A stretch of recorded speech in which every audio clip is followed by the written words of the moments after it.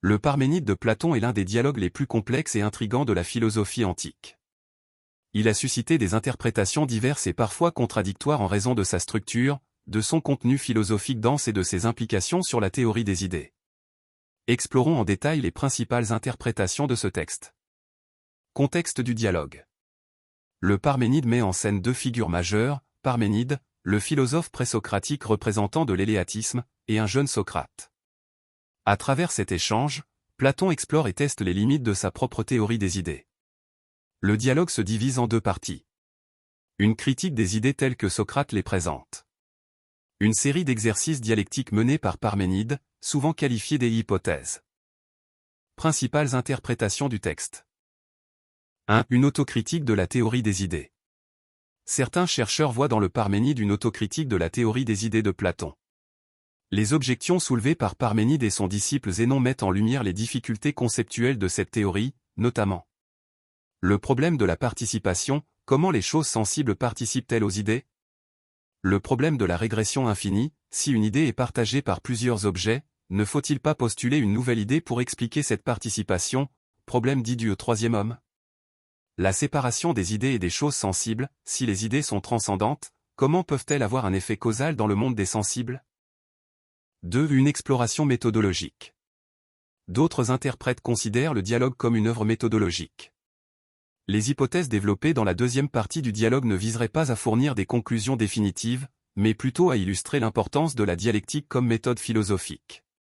Ces exercices dialectiques explorent les conséquences de l'existence ou de la non-existence de l'un, tout n. Montrent comment une idée peut être examinée sous différents angles, permettant de surmonter les apories philosophiques. 3. Une œuvre ésotérique et pédagogique. Certains lecteurs, notamment dans la tradition néoplatonicienne, estiment que le Parménide contient des enseignements ésotériques destinés à des initiés. Selon cette perspective, le dialogue ne doit pas être pris au pied de la lettre, mais comme un exercice visant à pousser le lecteur à un niveau supérieur de compréhension. Les paradoxes et apories servent à éveiller l'intellect du philosophe et à le préparer à une contemplation des réalités intelligibles. 4. Une critique du monisme éléatique. Une autre interprétation voit le Parménide comme une critique implicite du monisme éléatique, selon lequel seul l'un est, et la multiplicité est illusoire.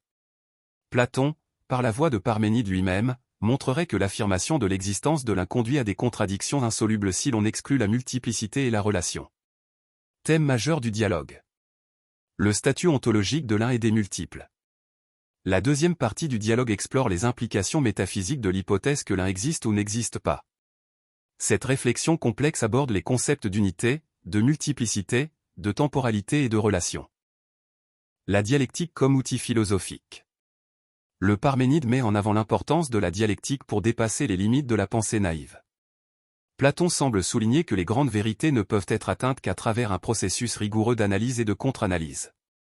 Les limites du langage et de la pensée. Le dialogue soulève également des questions sur les limites du langage humain pour décrire les réalités transcendantes.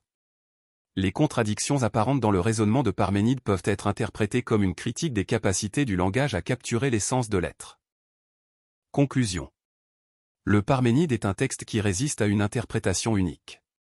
Qu'il soit lu comme une critique de la théorie des idées, un exercice dialectique, ou une exploration ésotérique, il reste une œuvre centrale pour comprendre les tensions et les complexités de la philosophie platonicienne.